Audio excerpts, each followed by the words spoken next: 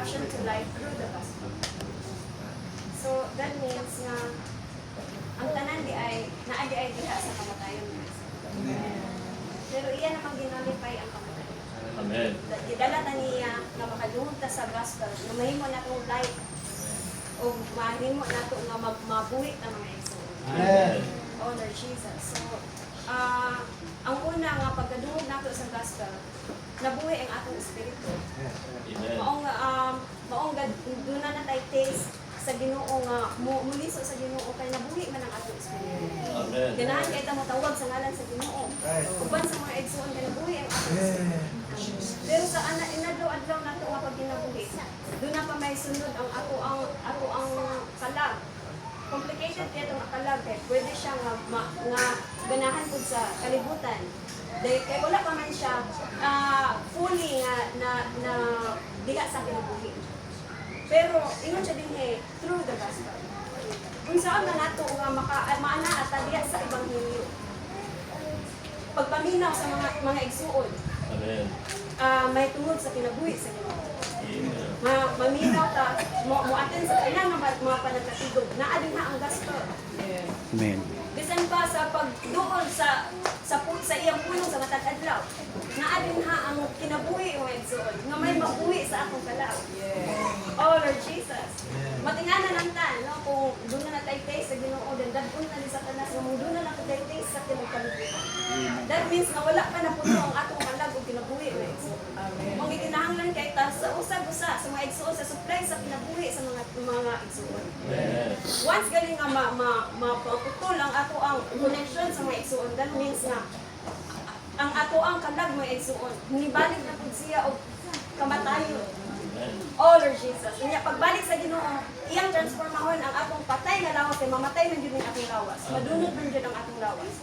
So pagbalik sa Ginoo, iyang transformahon sa iyang kinabuhi. Dili na gyud ta mamatay anak na tayo mga igsuon. Amen. Oh Lord Jesus, sa MR din parihara tawag MR, pero gi-insertan dito sa Europe og regarding mammon.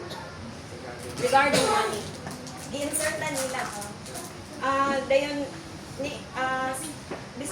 bisan og katong time ni Ginoong Hesus ug ang katong dato ba. Nya doon na dahil kunoy harsh kaayo nga requirement ang Ginoo adto. Nga na ang Ginoo nga gugmaa ang imong mama, imong papa, ang imong mga igsuon o ingana pod ang katong young man nga katong dato og ako naman ang nahimo sa ako ang childhood. But you lack one thing. Ana ang Ginoo, but you lack one thing. Ang one thing dahil din ha mga igsuon. Ingon siya, the most important thing which has to do with mammon. Pag ingon sa Ginoo nga biyahe ang imong posisyon ipanghatag sa tanan nga mga poor. Wala siya naging sorrowful siya. Wala niya na-give up ang iyang mga kaptangan.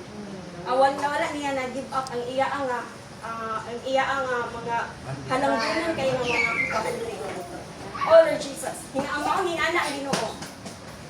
Isod kay sa mga dato, wala man siya niingon nga dili makasulod. Sa gingharian sa Dios ang mga dato.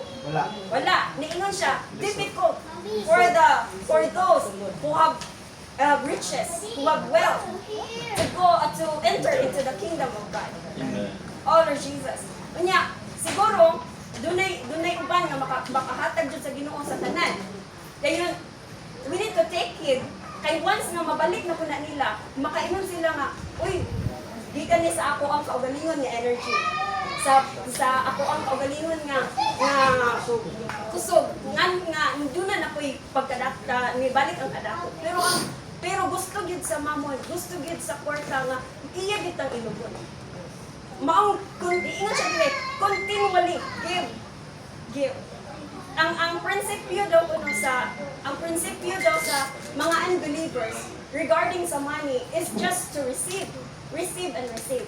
But sa Christians daw mga igsoon, sa mga nakadawat sa Ginoo, give daw ko mga igsoon. Continually give para doon na daw ko mas sulod. Unya sa mga tagagawas, ang ilaang bangko, daghan kay sa bangko para makatipid jud anak nga makasave og kwarta. Pero doon na tayo heavenly bank. Ang Ginoo giyang move mga igsoon. Oh Lord Jesus. Nya, maingon siya din eh. No one can serve two masters.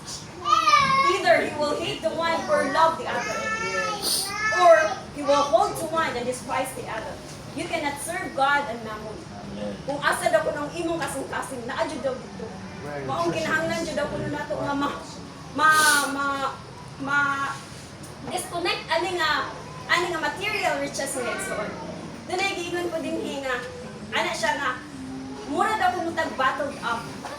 Dunay sulod nga gospel nato. Unya ang money daw kuno ang or kanang mura daw kan taklog. Unya pag once nga mo gawas ang taklog, mo gawas ang gospel ang tubig nga igsoon. Oh Lord Jesus, maong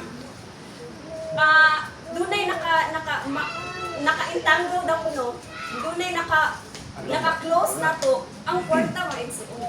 O ang mamon mo igsoon, ang kinahanglan daw ta ma-deliver sa mamon mo igsoon. Amen. Sa prinsipyo sa Biblia, we need to give 1/10 of our produce sa atong living. Dili kay unahon nato ang atong mga everyday nga gikinahanglan ug ang sa Ginoo mga sobra-sobra na. Ang prinsipyo sa Ginoo unahon gid siya mga igsoon. Amen. Dunay daghan kuno kayong mga localities nga nagkinahanglan.